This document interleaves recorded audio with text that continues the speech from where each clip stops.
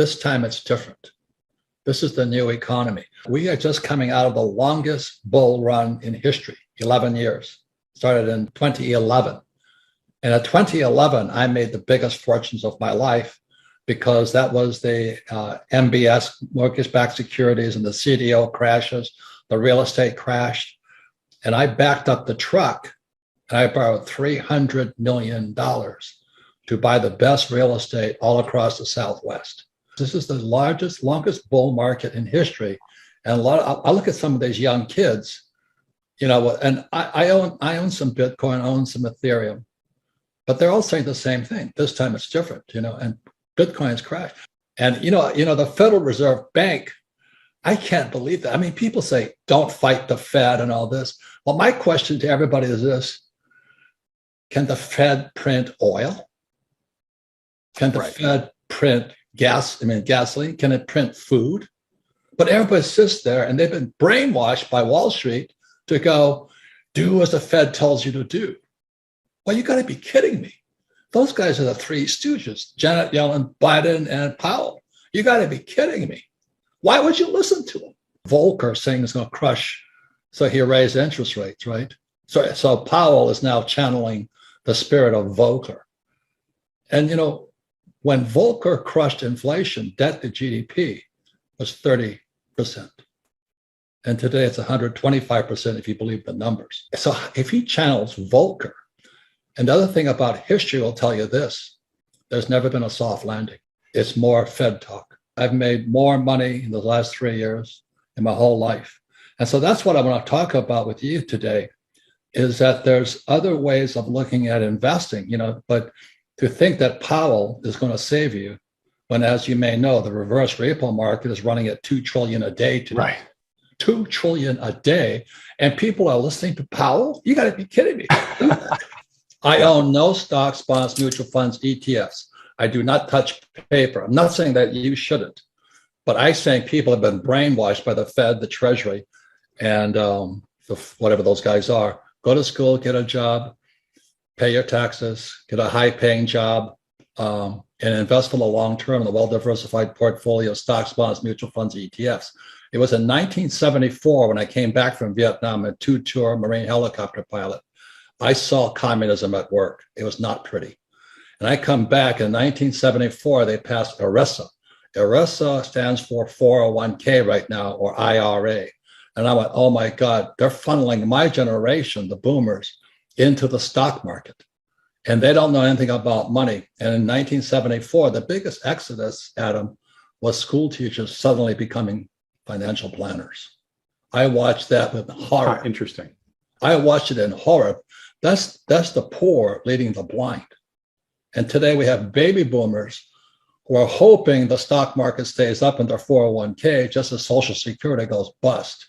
You think that's an accident? That's all I'm saying. I'm just a Marine. I'm a dumbass Marine lieutenant. Flew the gunship, went down 3 times.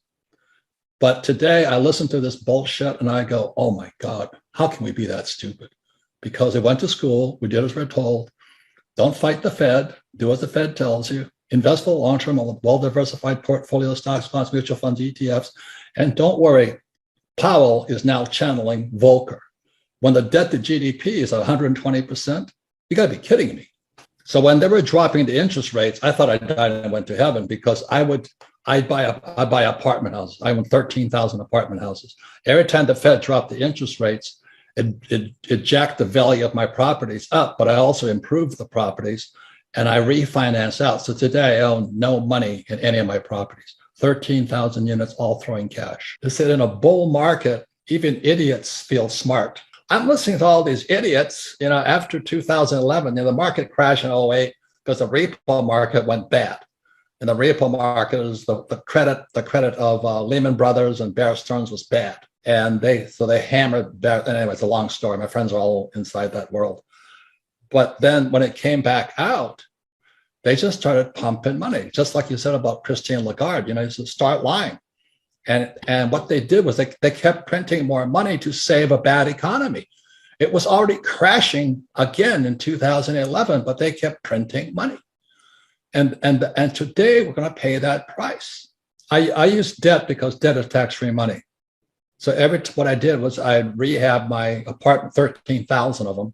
I just kept buying more with the cash flow, and I'd refinance out as interest rates dropped. So I'm in good shape now. Then I took them, then I set all interest rates right now. So I use debt. And who's that guy who says live debt free? Well, that's his opinion. I don't do that. I don't flip houses. Remember all those guys who were flipping? Well, everybody flipped. Oh, they were stupid. Stupid. When the moment you flip, you have a tax consequence. I never flip. I finance out this tax-free money. And not only that, is when I started investing, I had to invest at 12% interest rates. I like debt and I don't pay taxes. Because every time I borrow more money to float my properties, there's 3 types of tax breaks. I got appreciation, depreciation, and amortization. So I zero out. So my cost of money is, my tax on debt is 0. And I use that tax, appreciation, depreciation, amortizations, all in rich dad, poor dad, to offset tax in my income. When Biden took the Keystone XL pipeline off, my oil I was selling from the ground, which is a tax break also, went from $30 a barrel to $130 a barrel. Today it's like $120. Yeah. But I went, oh my God, this guy Biden is going to bankrupt us. I'm not saying him, but there's somebody who wants to bankrupt because oil is the lifeblood of civilization. I worked for Standard Oil of California as a tanker officer when I graduated from school. I understand oil. I was on the Alaska pipeline and all this. I'm like, he's screwing us. So when he raises inflation, the poor and middle class will go broke. And that was just done as soon as he was being done before he took office. And so I'm looking at this guy's going to sell America down the drain. I'm not saying it's him, but somebody wants us to go broke. And I'm watching this going, oh my God. So what else can so I have oil wells. I get tax breaks for those because I don't invest in oil stocks. I work for Standard Oil, but I don't invest in Standard Oil. I invest in the oil in the ground. I'm a wildcatter. Everybody says don't do it. I don't recommend it, but I like doing it. My gold mines don't do it. I like doing it. There's more opportunity today than ever before, but not if you've been brainwashed into going to school, getting a job, paying taxes, live debt-free, and invest in the stock market. This bubble right now, Adam, is a bigger bubble than 2008. This is the everything bubble. You know, it's going to be not only stocks, bonds, but also credit. But it's more opportunity is going to come out of it. And that's what I'm saying. Be careful who you listen to, because your best asset, but also your biggest liability, are the ideas in your head. And be careful who puts them there.